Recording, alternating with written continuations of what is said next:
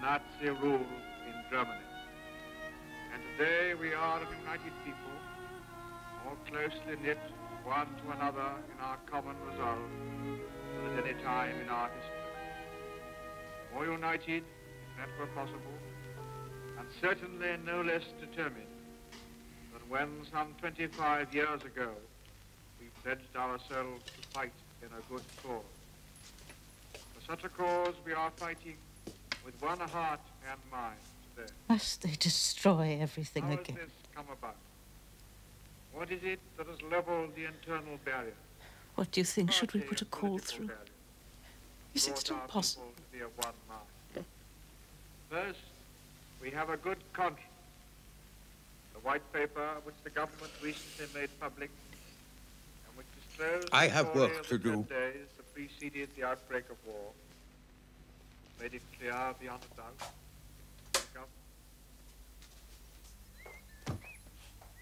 The book by Errol Lashes. Which book is that? Essays in Egyptology. Big blue book. I had it right here. I don't think we brought it. I was reading it today. I'll ask Paula. Paula? Paula, the house... I know who Paula is! Don't treat me like an idiot! What does Paula know about my book?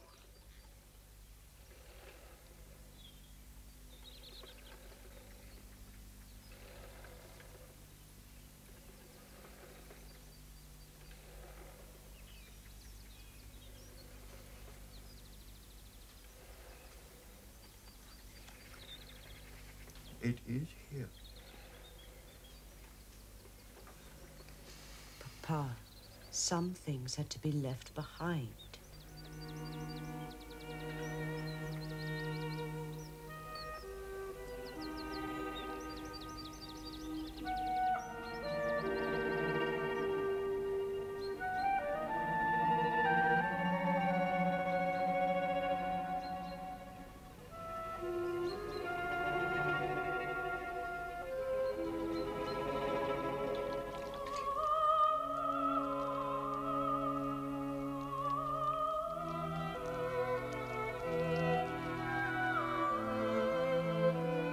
Again.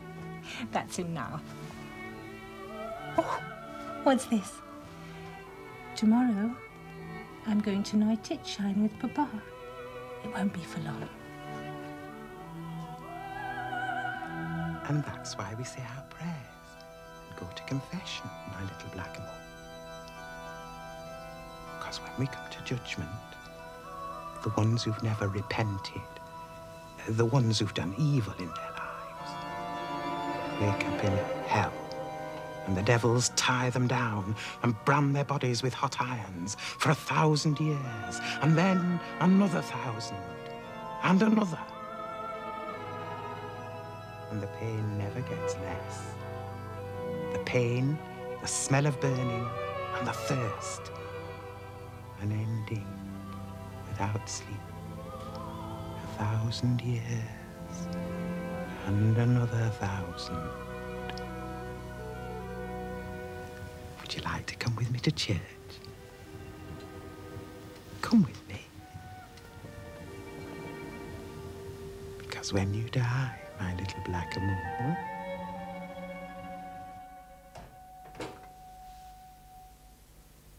Paula?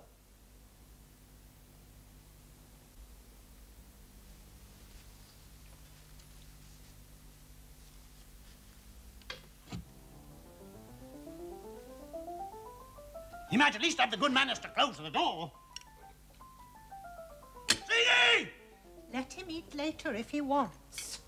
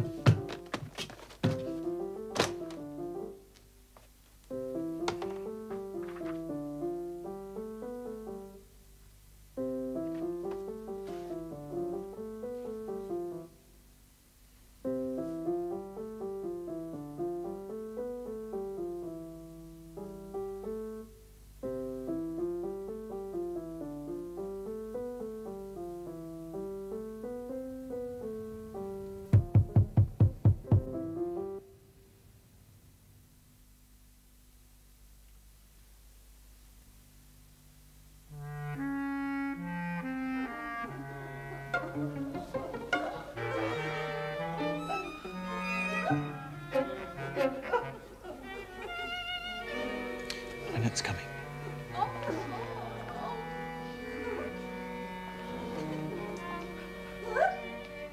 It's not enough you don't speak to us anymore, let alone eat with us.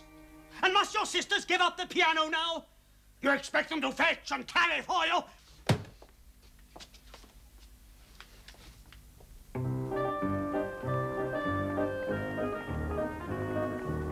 Siggy. Siggy. I came to see if you were working. We're in the garden. It's so warm, you'd think midsummer. Where's Anna? Why are you so angry with us these last few days? I'm not angry. You know what Minna says. Now everyone's declaring war, he doesn't want to be left out. Is the pain bad? I need to do some alterations on the Moses book. I must have the aerolaches. The man spent his life studying Akhenaton and his court. We'll look for it together.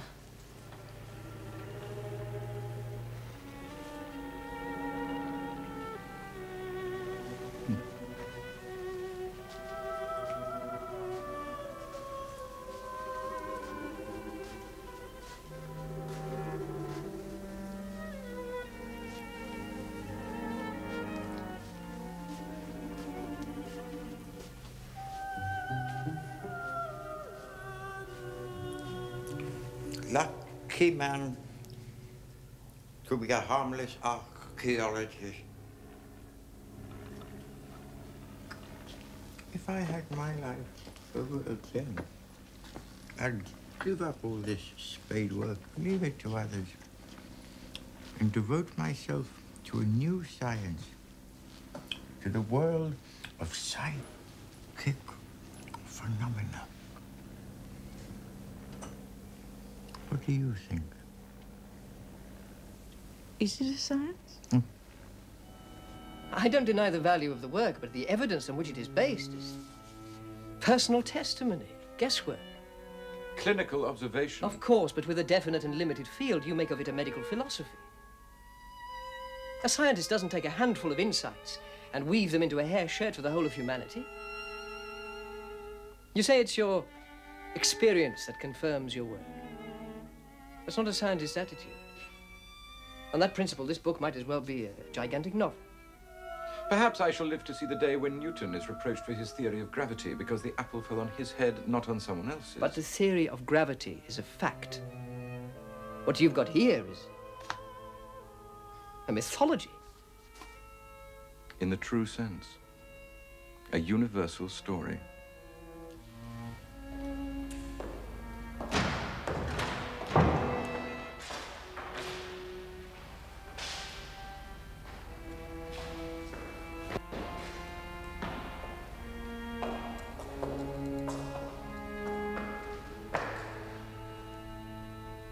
Mesdames et messieurs,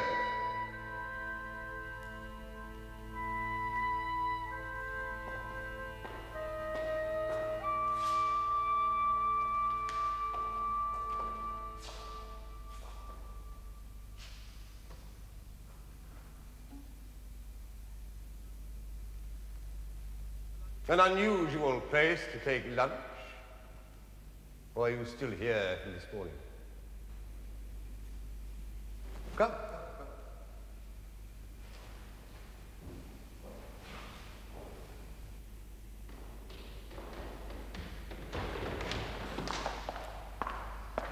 I'm used to seeing you near the front, but not for several weeks now. You have decided to make yourself less conspicuous. No, I enjoy watching your audience. They were appreciative today. We seem to have interrupted each other. You should be in your laboratory, so should I. Good day. Maître, the patient you hypnotized this morning, the case of hysterical abasia, What would happen if her memory of the traumatic event could be removed completely? Permanently? As if her lover had never left her, or not in that fashion? Is that desirable, do you think? Hmm?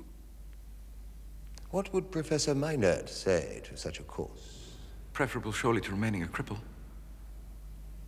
As far as we can tell, it is this memory she's suffering from. Are we to leave people deranged by reminiscences? Oh, there speaks the Jew. Men of the world. To look at, not in the height of fashion, perhaps, but men of reason, practical, bloodthirstily intellectual. And underneath this plausible disguise, dreamers, riven with guilt, fleeing from what? Why so eager to eradicate the past? To want to make this girl a wandering Jewess? Oh, yeah. You can make her forget. But what is more important? To free her into a different illusion, or to try to learn from her how the brain manufactures such diseases? What you saw today was theater. To understand the mind. We must wait for the biologists to tell us. Back to your microscope. Why? Is it so tedious?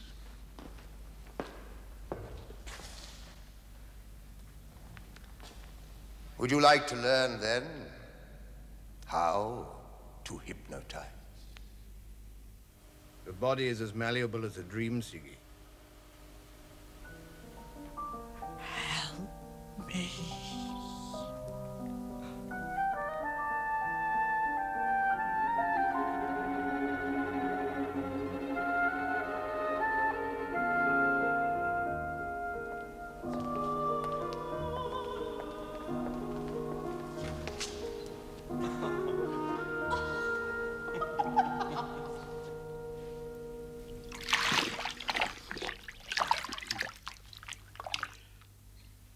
Elza Strata, number 51. Take my tip. 23 and 28. The two cycles combining. Do you find it recurring often in your life? Could be a premonition. Learn to handle women. That makes sure. The doctor knows one little place to cure. A bedside manner sets their heart at ease, and then they're yours for treatment as you please.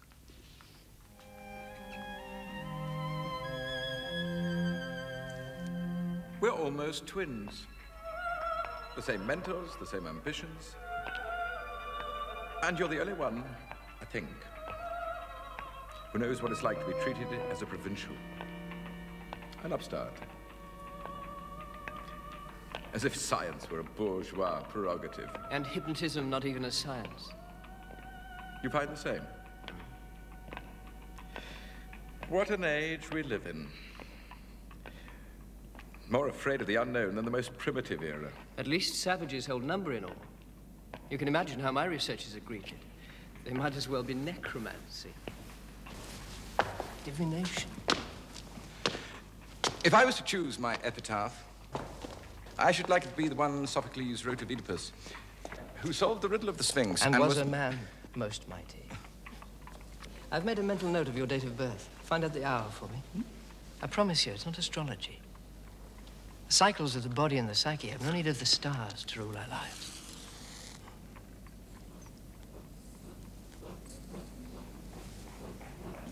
Are your parents devout? Yes. Thoroughly devout.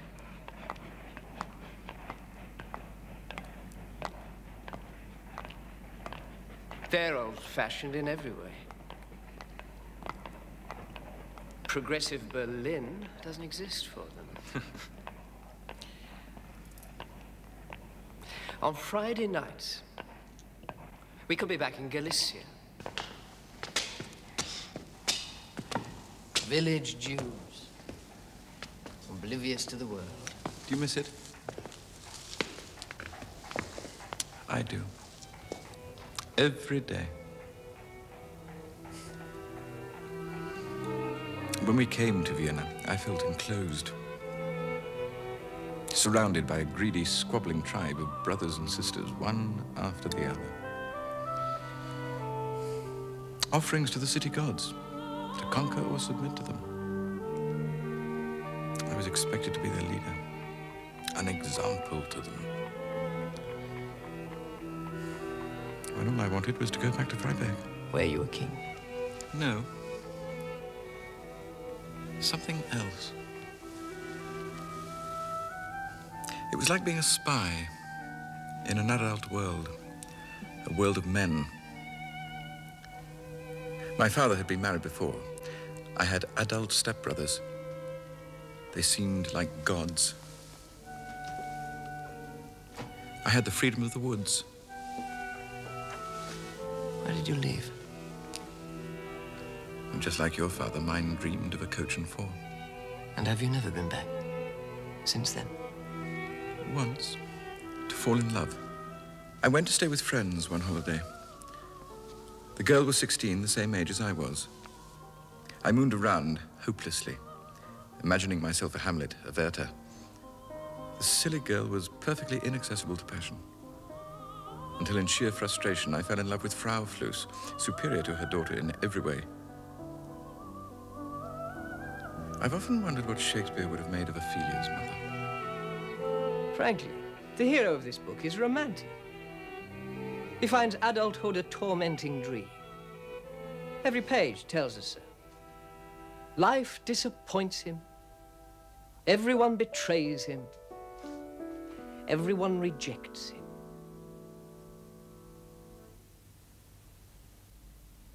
Professor Minor?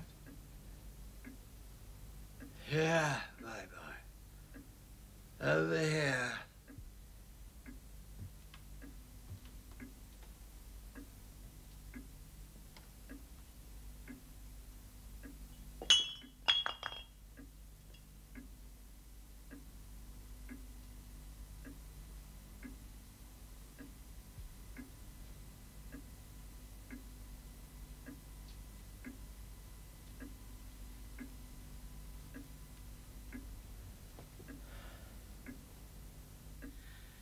My housekeeper disappeared. I'll give you her address.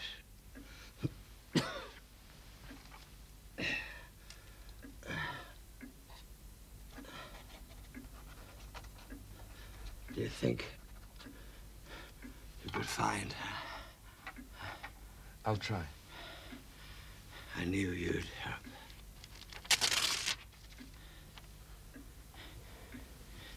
You see this? I can't feel a thing.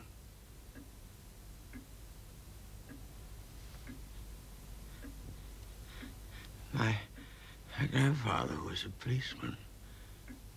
Did you know that? Oh, yeah.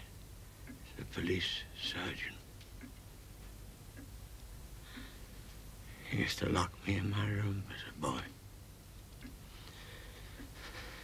Not even a pot to piss in. Would you like to have my books when I'm dead? To have them? Have them, yes. My library. Surely there's no cause. But that's not why I sent for you. Sorcerer's apprentice, that's what you've become. Should never have sent you to Charcot. You come back with a hat full of spells for your lady patients. Still, what you get up to with them's your business. But you talk a lot of rot about hysteria in the mail. Charcot taught you that, didn't he? An erotic Frenchman. Male hysteria? And I denounced you, didn't I? In front of everyone. And I've got something to tell you. I've been a hysteric all my life.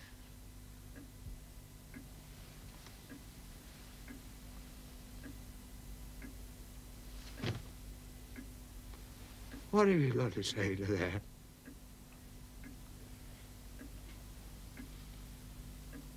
I knew you suffered from a palsy. Well, don't play pussyfoot with me, man. What's the matter with you? Haven't you any emotions? Come on, take a drink from the skull of the enemy. Come on. Take some of my guidebooks. Take some of my books. Come on, enjoy it.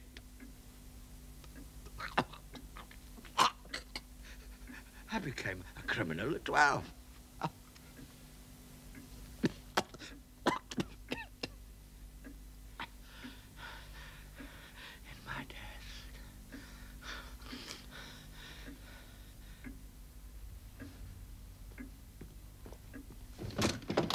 Come on!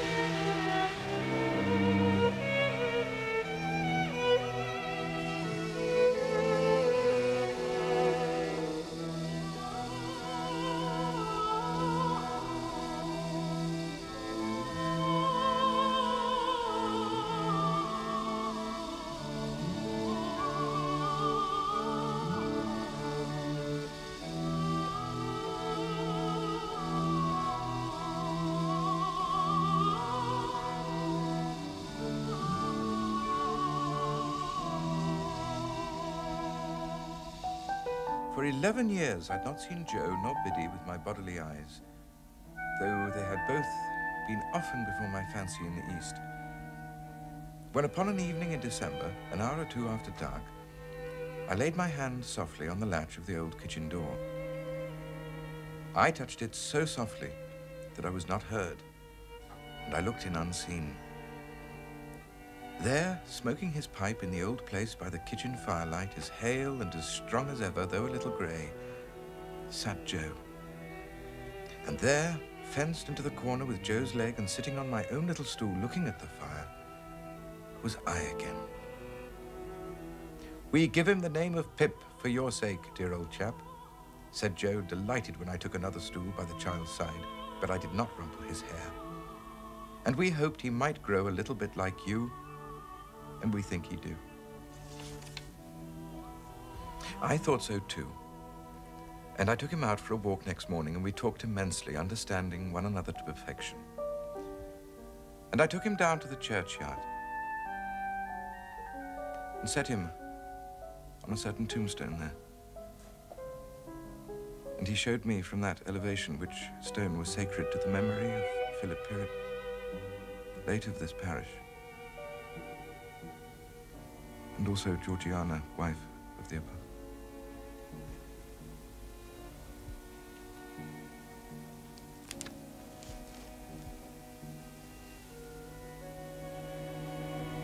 Tell her.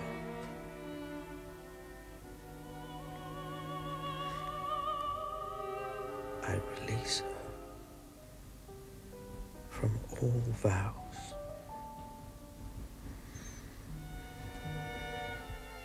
In order to understand, in order to rid yourself of the confused emotions which haunt your adult life, you must go further back to a time when your very presence threatened to destroy your parents' love, and when your demands made a lover of one and an enemy of the other. This inexorable family drama returns disguised in adulthood. A landscape peopled for the grown-up boy by figures of threatening authority and reincarnations of motherhood, as it is for the grown-up girl by jealous maternal counterparts and likenesses of her father.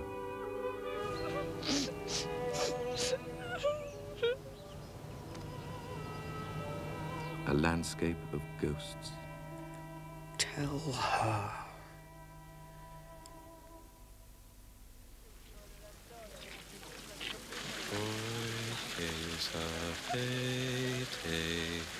Che cos'è l'amore? Donna vedete,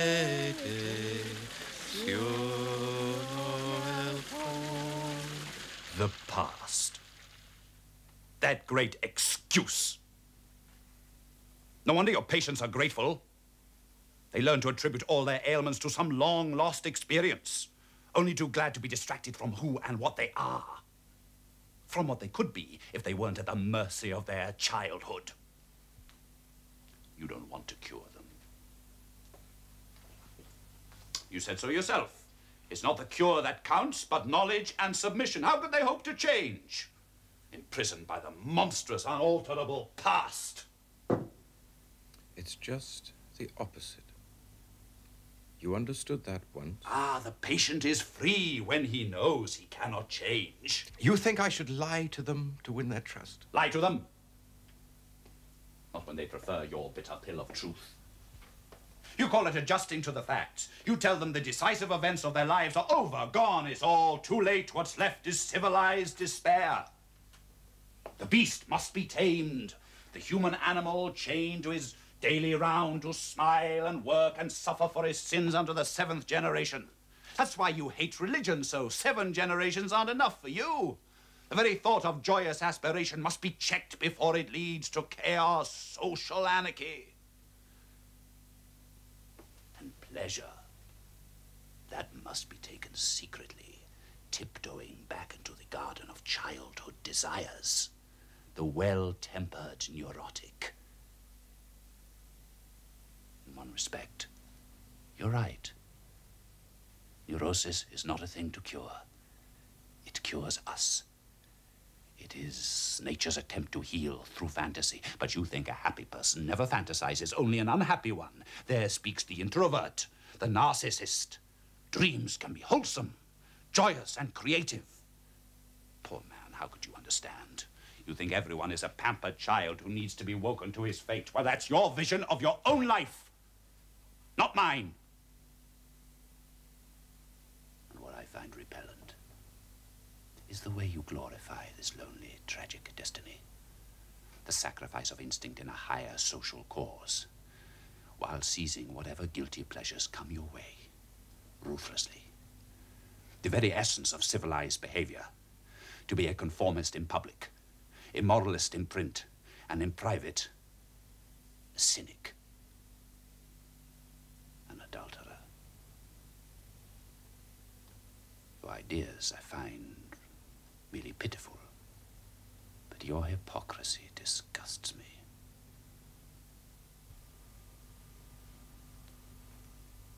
It seems to me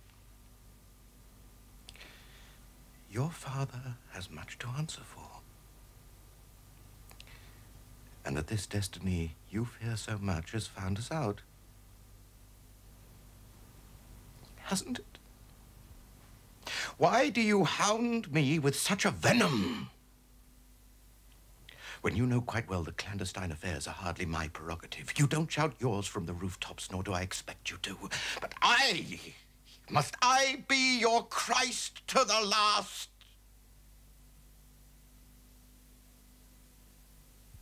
If I'm wrong, enlighten me.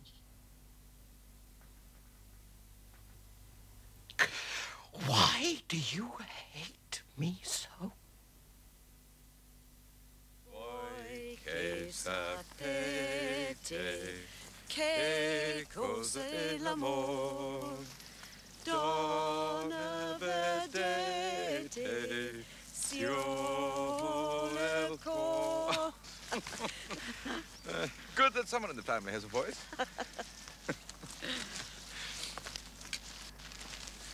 Next summer, you must come with me to Italy. Will you come? I warn you, I exhaust my traveling companions.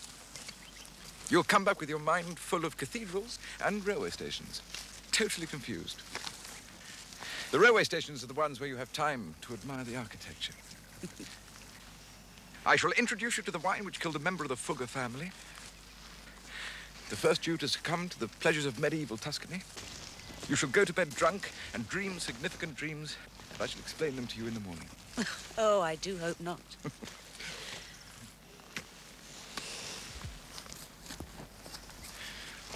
Is it hard to be an analyst's daughter? To be your daughter? I've begun to realize how hard that is. No, it's not hard. In time, you'll be an analyst. You'll probably marry an analyst. I could have told you that when you were 12. Of all my children, you're the only one who's gifted in that direction. Naturally gifted. That makes it even harder. No. No, you'll see, it makes it easier. Or it will do, when I've analyzed you. Is that permitted? Permitted? It's inevitable. And better taken by the horns. Don't you think every conversation we have, you and I, is a kind of analysis? Every encounter between father and child, husband and wife, however clumsy and brutal, it's always an adventure of self-revelation or self-deception. And analysis is no more than a conversation, an honest one, between enlightened friends. Don't you believe me? Are you afraid? Am I allowed a father complex? If you didn't have one, I should take it as an insult. And you have a great advantage. I don't take it personally.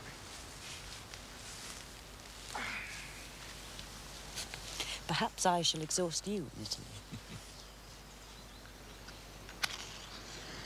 Is it bad for a daughter to have so much of her father in her and not mind? You're aware of the likeness, and that's what matters. That's why I say it isn't hard for you to be who you are.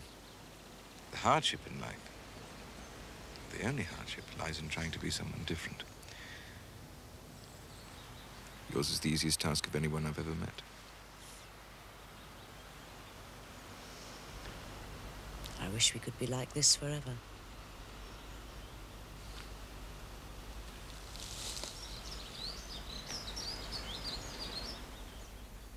Help me. I don't want to die here.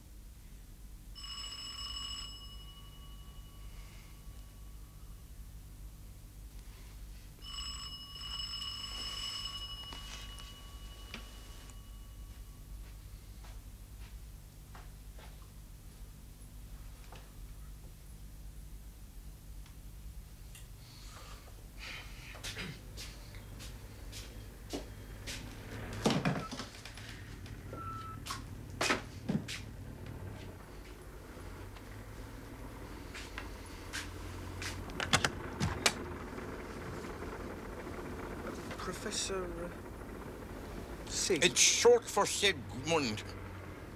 Are you Freud? Do I look like the butler?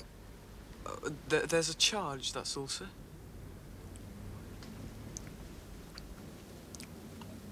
Do you want money? Just 4 shillings, if you please, sir. Can you wait?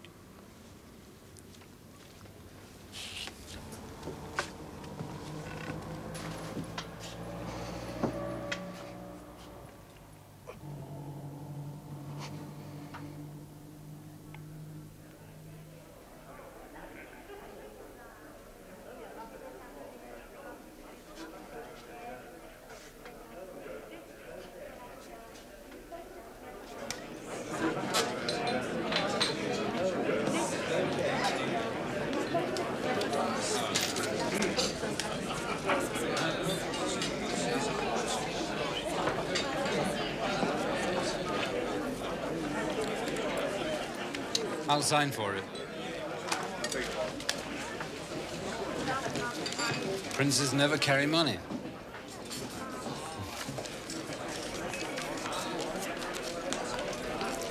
Going to Broyes tonight? Perhaps. I don't want to stay out late. I'm off to Hamburg in the morning. Again? Must you reproach him? He wants to marry the girl. But does she want to marry him? La ci daram la mano. I've begged you not to encourage this folly.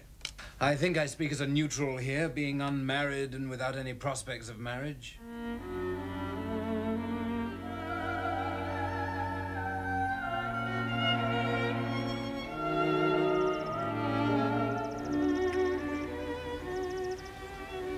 You're very pale. I'm quite well, thank you.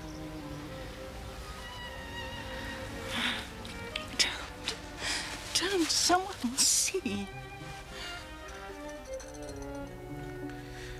Some women are afraid to go out on their own. Shopping or just walking. Even during the day. Do you know what that means? It means they are accusing their mothers of unfaithfulness. How can you be so absurdly dogmatic? I'm being deliberately dogmatic to provoke you.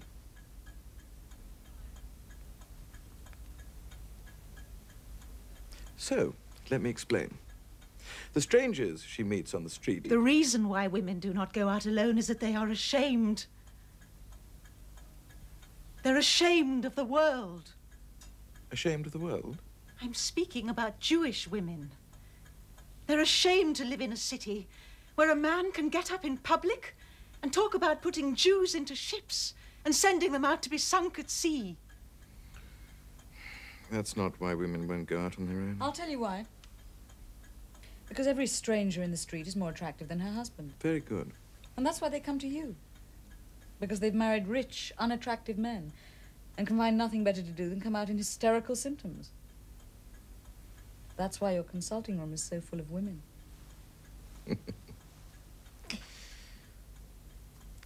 There is another reason. Recently, a woman patient told me she'd dreamed about a visit to the butcher's in the Markgrafplatz. That's where they have the market. The meat market, she called it. But it was shut in her dream. Of course, the phrase, the meat market is open, has a secondary meaning or implication. Naturally, I did not oblige her. My meat market remained shut. In other words, women come to me in order to retrieve the penis they've found so distressingly missing in childhood.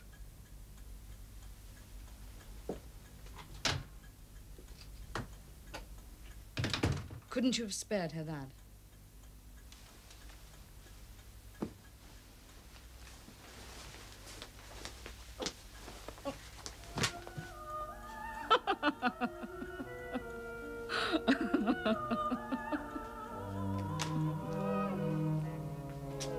Forgive me, Baroness.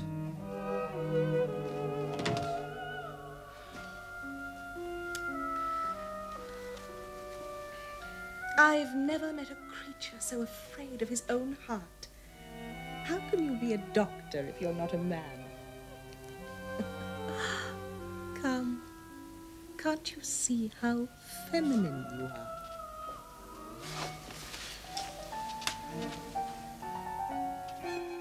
I'll attend you in the morning. Oh!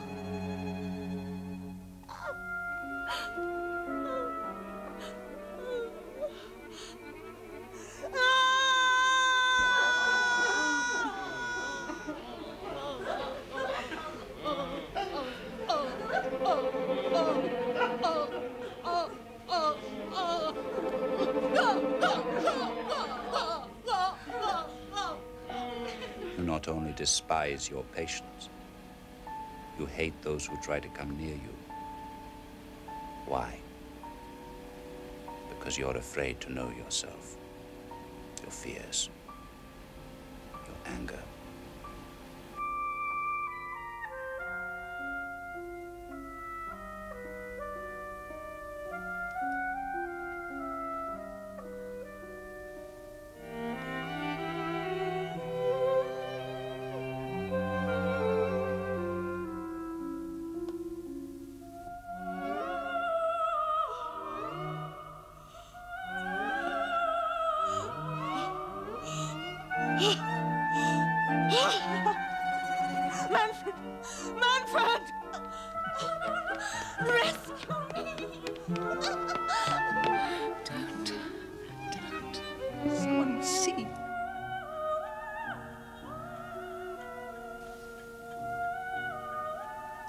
Have you always been so dependent on people?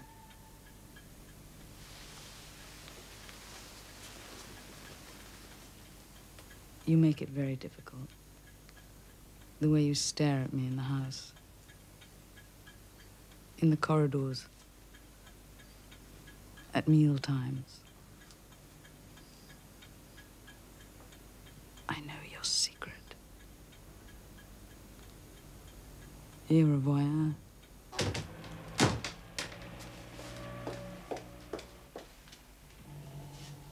You should be in bed, Herr Professor. I've paid. Now, please.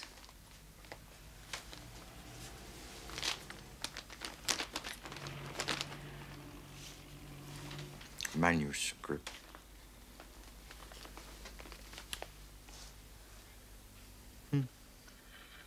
When I was 19, here in England, I decided to call myself Zigmund. Sigismund is a stupid name.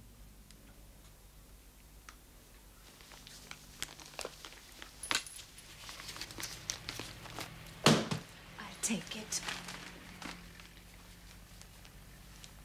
I've lost a book. Fräulein Anna told me.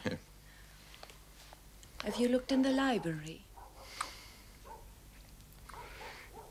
It came from the library.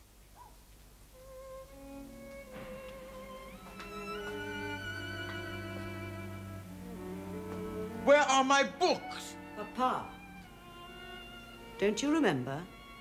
You donated them to the Institute in Zurich. Fräulein Freud, your brother Martin has smuggled them into Switzerland. Illegally. They must return to their proper owners. Their proper owners?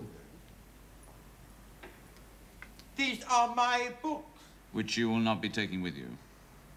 They are to return to your publishers, to the Verlag, to be destroyed. This is perfectly ridiculous. The Verlag know my wishes. We own the Verlag, Herr Freud.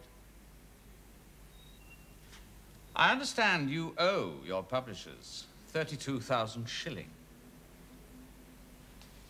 Please sign here. Once you have paid, you may leave Austria. I owe them nothing! Are you aware that your men have ransacked this apartment and broken into the safe?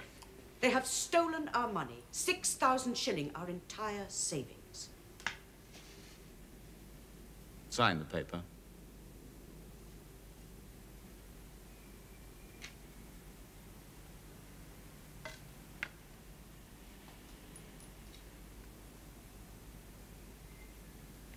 And the exit visa?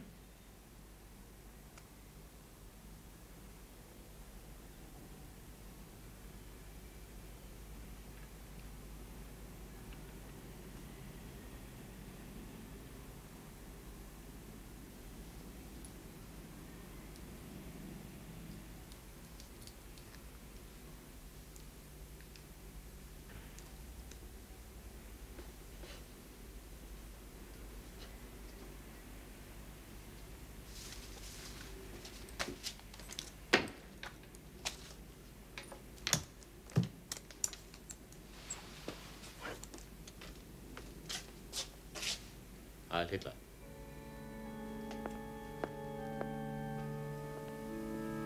I think it would be better to die. Why? Because they want us to.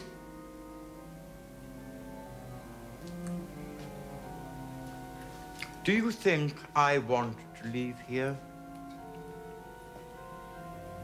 It's for you.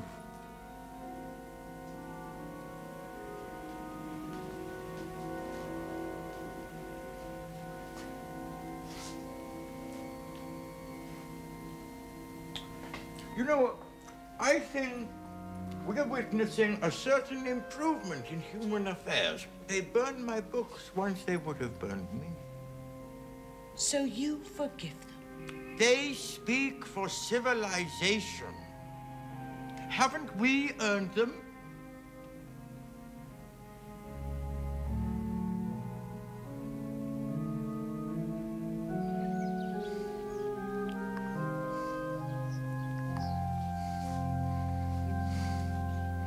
was in the library. I could have sworn on oath that we'd sold it. Shall I read to you? Would you rather sleep now?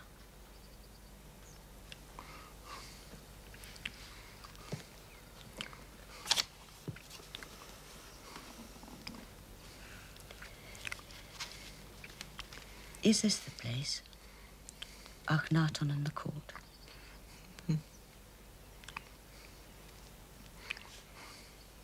In changing his name to Akhenaton, beloved of the sun disk, Amenhotep drew his subjects' attention not merely to religious innovations, but also to a profound social and political transformation of the ruler's status. No. Surely the important thing about the man was not that he scratched out the inscriptions. He rescued Egypt from its impossibly cluttered theology. He was the first true monotheist. Every pharaoh erased his father's name to reinvest the monuments with ritual significance. It was perfectly usual. It was not usual. How can you ignore the meaning of it? All he erased, Herr Professor, was a title. Amon, the sun as a source of being. He was challenging a tradition, not a man, to break the power of solar worship. It was a ritual act. It was an act of parricide. No, I say. Just like a woman. Contradict him and he faints. Yes, I spoke to him. Why not? Am I to have no friends at all? Now I know what you want. You waited. You waited. And you chose him. How sweet it must be to die.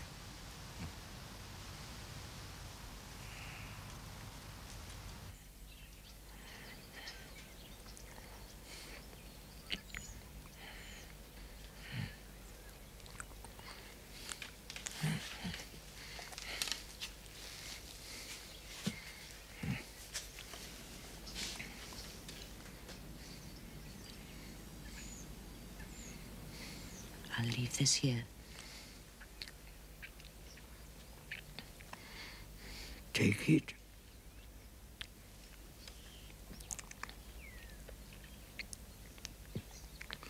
Please. Call a doctor, sure.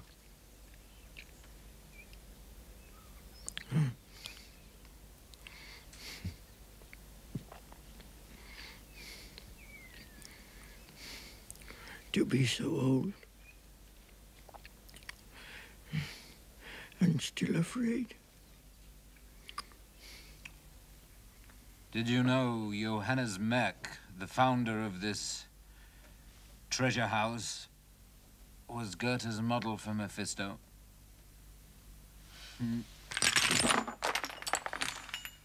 I shan't be here when you return.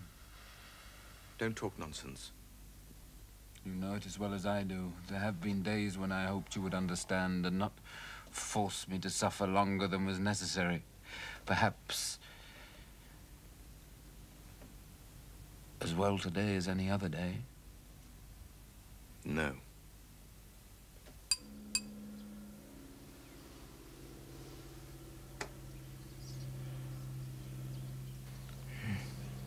Herr Professor?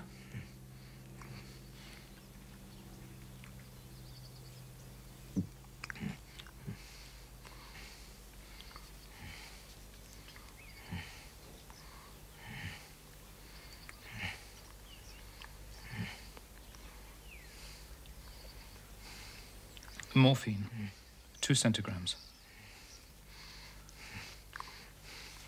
Is that all?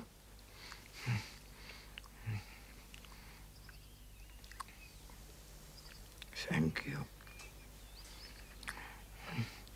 I knew you wouldn't fail me.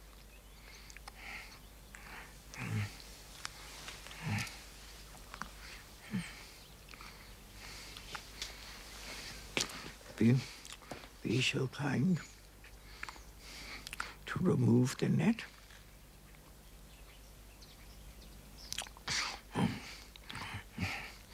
flies can have their victim now. One moment.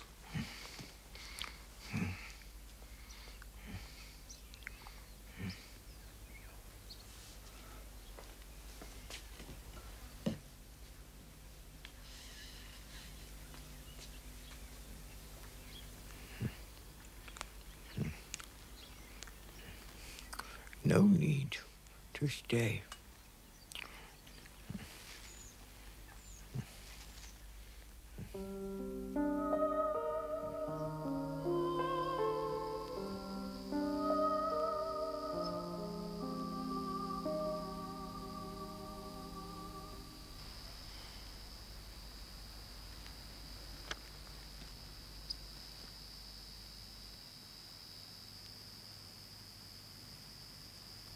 Well, then?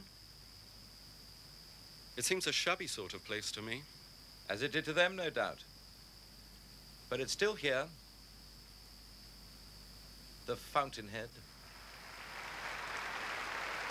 Proud as I am to introduce our speaker here today, I am no less glad of the opportunity to recall my own student days under Professor Meinert of Vienna. I remember well how at the same laboratory bench there were 4 men working together. My dear friend Alan Starr of Columbia University, Anton, later of Hull, myself, and a 4th man. Somehow, I forget his name, who he was, this 4th man.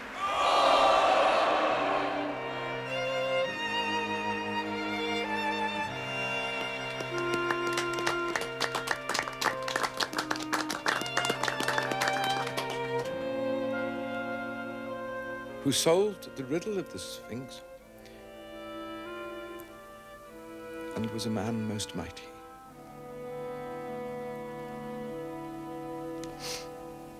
Thank you.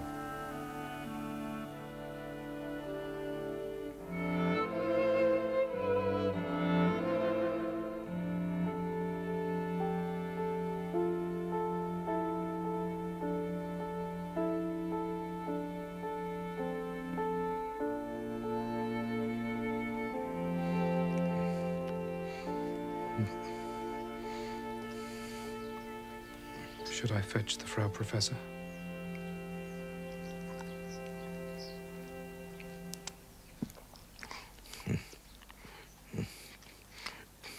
Tell Anna about our talk. Frightened all my life. And now it is easy. The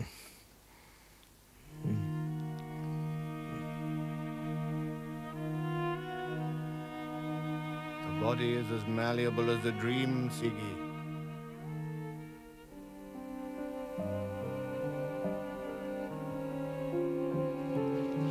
That's what we're made of.